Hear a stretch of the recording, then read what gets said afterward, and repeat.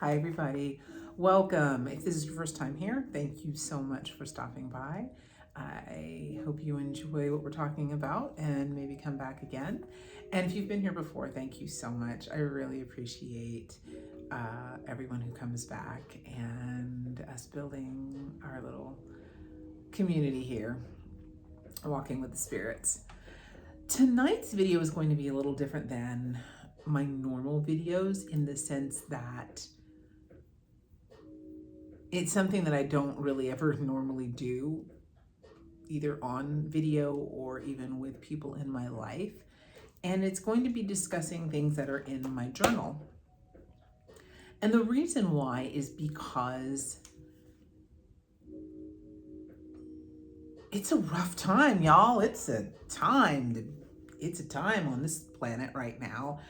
And as I am experiencing a lot of intense thoughts, feelings, emotions,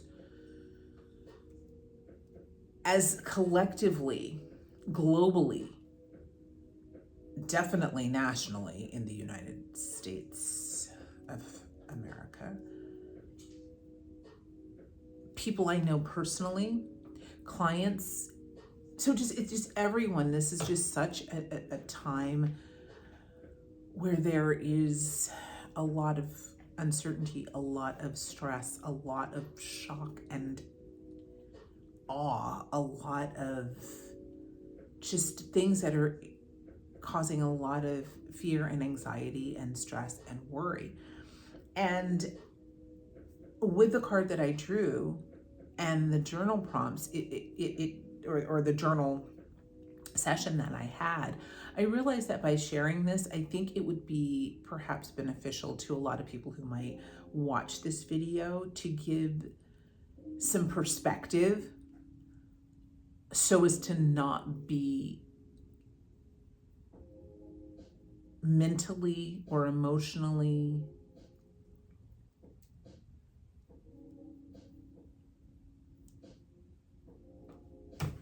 exhausted, drained, consumed, paralyzed. So I'm going to now talk a little bit about, sorry, I'm coming up with an outline in my head. Now we're going to talk about what I'm using, what text, what cards, and my journal, and then we'll get into the meat. So the journal I'm using is, it's a Paperage is the company. It's on Amazon. And because I know a lot of us who, in the tarot world and have a daily journaling practice or a regular journaling practice. So in case anyone wants to know, I'll try to link this in the description box from Amazon. It comes in so many beautiful colors. This is the second one from Paperage that I've bought, and I'm definitely in love with it. It's not quite a hardback. It has some flexibility, so the weight of it makes it easy for traveling, or if you want to, carry it in your purse on the subway or wherever. But it is sturdy. Again, if you're throwing it in a bag or a purse or whatever. It has the elastic band, and mine is the dotted version. There's another name for this, but I can't recall what it is. But it has the small dots, like the grid work, and it does come in lined, and it comes in lineless, just clear page. But I really am liking the dotted one. So the deck that I initially drew a card from this morning was the Sistine Tarot, which this has become kind of my teddy bear. I'll go through periods where I'll have a deck that's my teddy bear, so to say, and it just stays with me, whether I pull it out, whether I use it or not. It's in my bag, it's in my purse. Perhaps for an impromptu journaling session if I'm, at a doctor's appointment and I have to wait or whatever. This, since I got it, this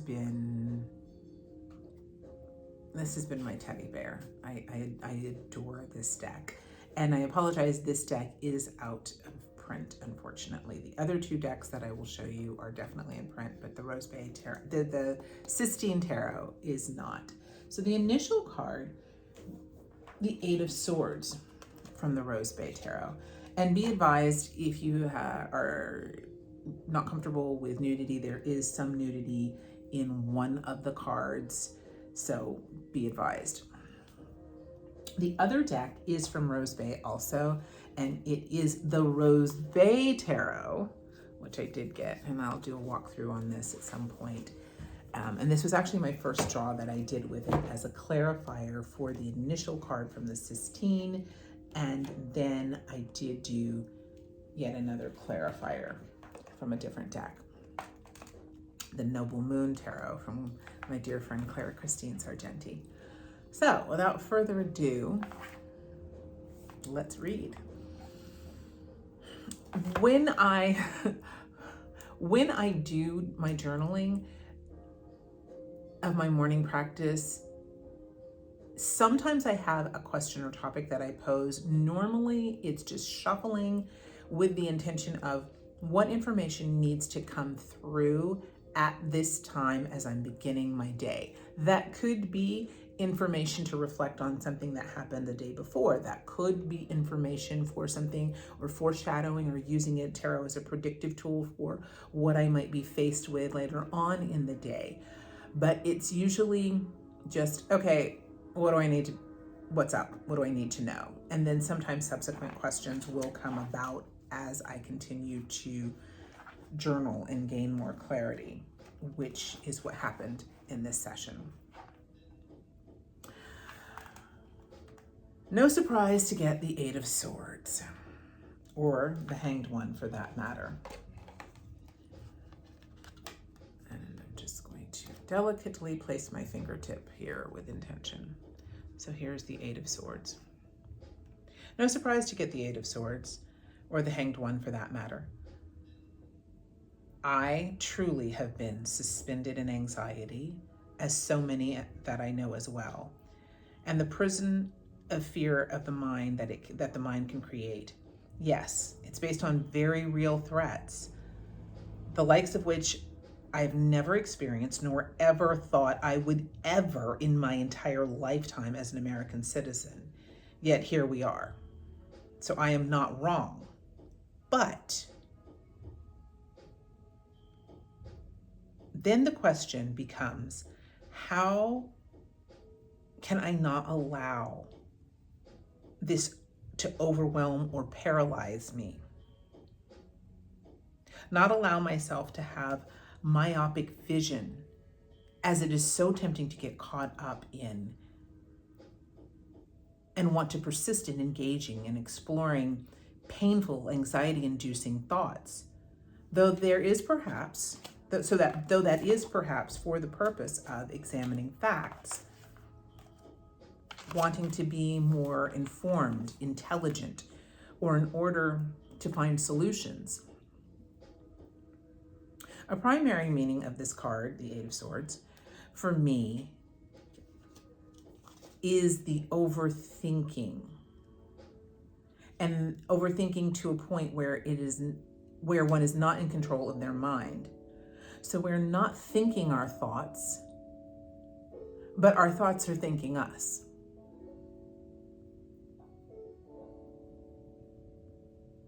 They have us paralyzed in a nest of venomous, toxic mental patterns. Because as I was drawn to, of course, the snake imagery.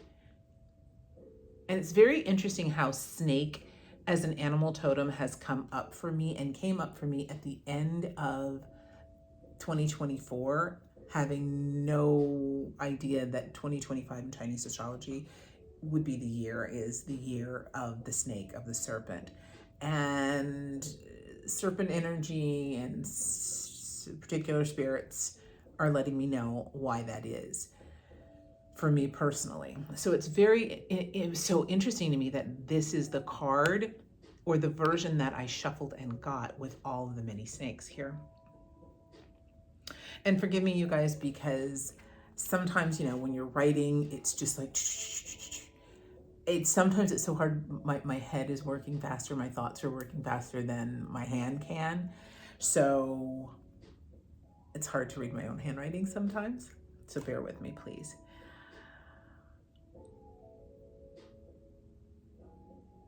They have us paralyzed in a nest of venomous, toxic mental patterns. So we are now only able to see problems, even though our intention is to find solutions. We're imprisoned, which is the fast track to victim mentality, even though that is not the intention. The Hanged One is saying,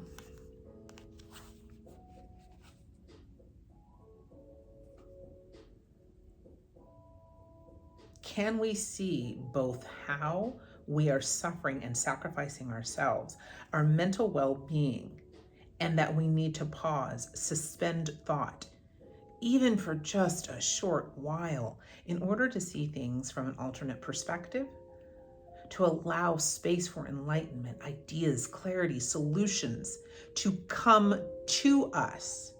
Because as we continue to force, to struggle, it's like fighting a boa constrictor. But if we can allow, accept, surrender, that can crack open those prison walls and allow answers, allow help to come into us. Just as Odin had to do as he hung from the tree Yggdrasil for 9 days and then was given the infinite knowledge and wisdom of the runes. As I was watching a brief portion of one of my favorite YouTubers and my tarot mentor on her broadcast this morning,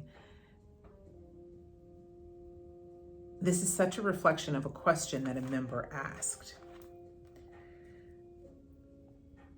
I was so moved by it. I think I will do a few videos related to this because so many of us collectively are experiencing this. And as we watch theocracy, xenophobia, crypto-fascism gain an unimaginable but very clear foothold and momentum, my spirits and my own inner queen of guidance or intuitive wisdom is very much on my ass about not merely intellectualizing this information, Eight of Swords,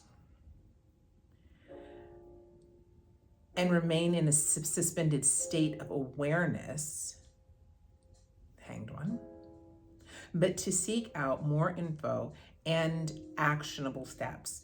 Because a random post just popped up in my Insta, so I had taken a break. I'd gotten a cup of coffee, scrolling on Insta. But a random post just popped up on my Insta. Words spoken on a completely different topic, but very specific words. Joy comes out of the blue were part of what this person was saying. It was an ad for Tiffany Joy Company and things that come in their little blue box, which is so crazy specific as I look at the Hanged One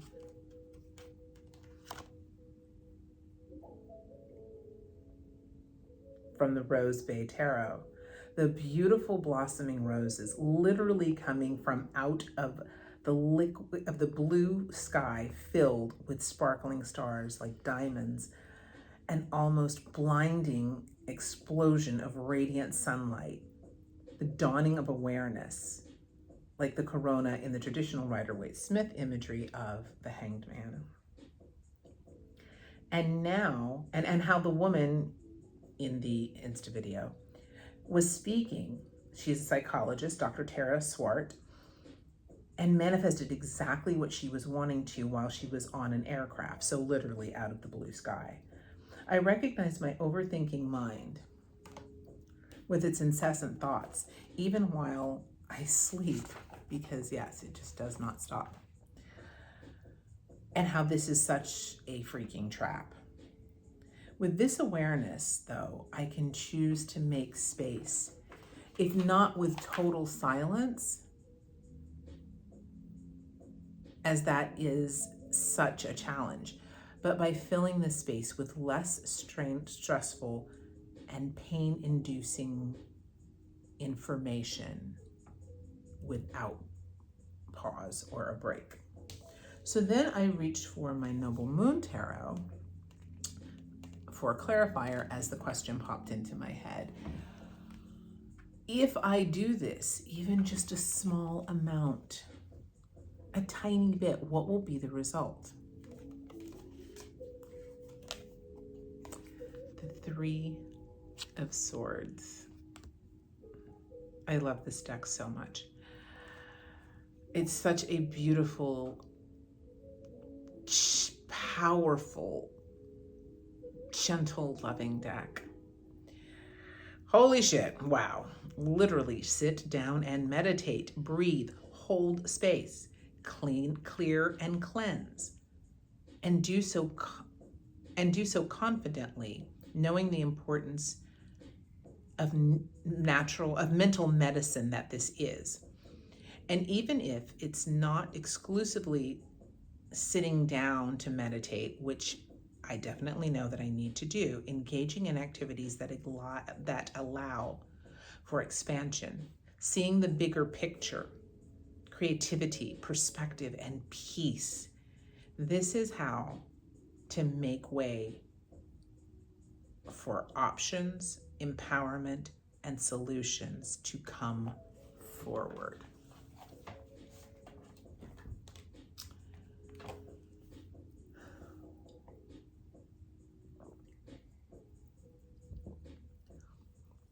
So as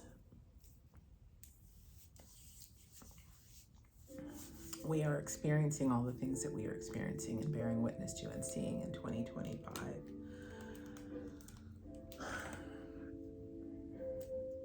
and especially for those of us who are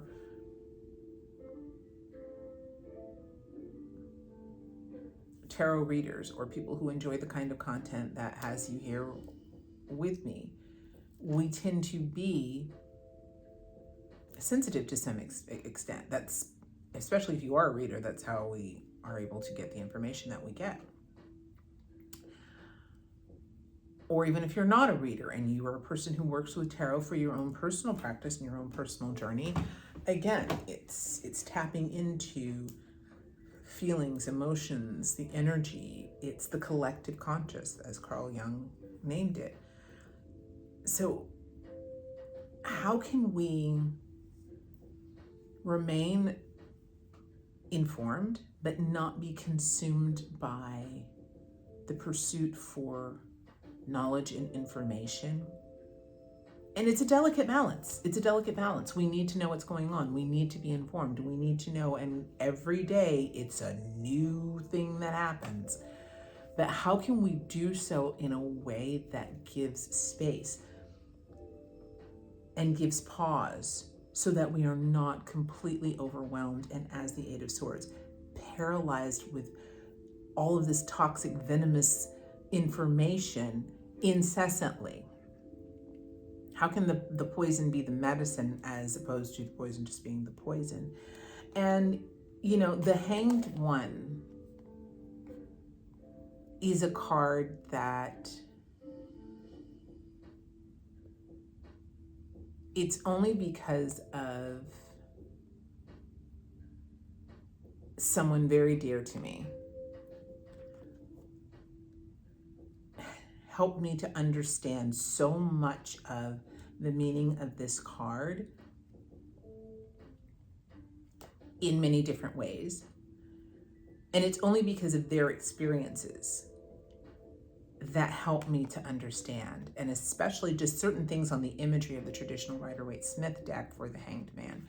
But with the Hanged One, the surrender. And if it was not from somebody who has, 40 years, literally 40 years, clean and sober, if it were not for somebody who was an ex-combat veteran, I would not have been able to receive the unbelievable wisdom, because it's only because of this person's life experiences, who has had to fight through so much, and as a soldier literally had to fight, to be able to say sometimes you have to know when it is in your best interest to surrender, and to not see that as weakness, but to understand, much like Odin had to understand when he hung from Yggdrasil, because he fought and fought and fought for 9 days to get loose. And it was in that moment of, okay, I accept the isness of the situation that I'm in. It was then that he was bestowed that wisdom of the runes. It's in that surrender of saying, I surrender to a power greater than myself, to the God of my understanding, to Goddess, to the universe, to my own inner being, to something that is not my logical mind and my human self, my human experience, my ego, that is trying to do the best that it can do, and maybe for good reasons, but is just not the tool or the way to go about bringing the clarity or the solutions that I'm looking for. So in the upcoming weeks, how can we set aside time? What can you, I posed the question to you guys, what things are you willing to say, oh, as I'm watching this video? Because, you know, so many of us, we consume the content, and there's so many great creators out there, and we enjoy and we consume the content, and it's like, oh my God, that is, that's good. That's cool. That's interesting. That's fascinating. Oh, I learned a lot. But how can we implement? How can we do the things? So I'm challenging myself and posing the question to challenge to you, my community. Give me 3 things. Hell, give me one. Drop one thing in the comment. What are you going to do when you realize that you are in that place of overwhelm, anxiety, watching the news too much, paralyzed with fear? Whatever. What are you going to do? Is it going to be get up and go for a walk just to get some fresh air? Because as we think about the 8 of Swords, it's a swords card. So the pain, the suffering, but also conversely, clarity. It's air. It's the element of air. So just doing breath work to breathe, to get fresh air, to go outside, to clear our heads, to clear our mind, to step away from the problem so that then we can look at it with fresh eyes and have the mental bandwidth or the energy. Is it going to be journaling? Is it going to be putting on something silly and fun like, you know, The Office? Is it going to be engaging in something artistic and creative? What is something that you guys are going to do? For me, it's going to be getting back on my journaling practice and realizing I'm not going to always have the time like I had this morning to sit and write for 45 minutes. But even if I just write for 5 minutes, for 10 or 15 minutes, getting back into my daily practice. It's going to be moving my body more. What are you guys going to do? Because this is a marathon. This is not a sprint. So, you know, the simple act of making a cup of tea for yourself.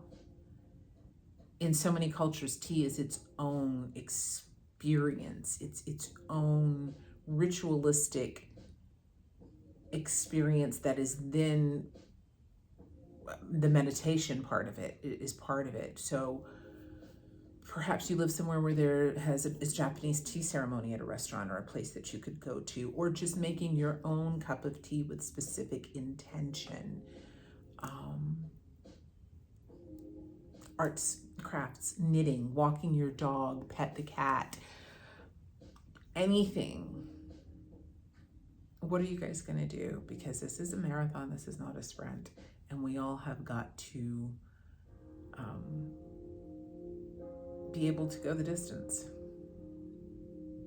So I hope this makes sense. I hope that this helps anybody who might be struggling during this stressful time. I'm planning on making a couple of other videos where I'll show what decks that I think could be beneficial or that I'm going to either I am using or will be using in my practice to help get through this time in life, in history. And I also would like to invite you guys to go and maybe have fun and not feel guilty about that.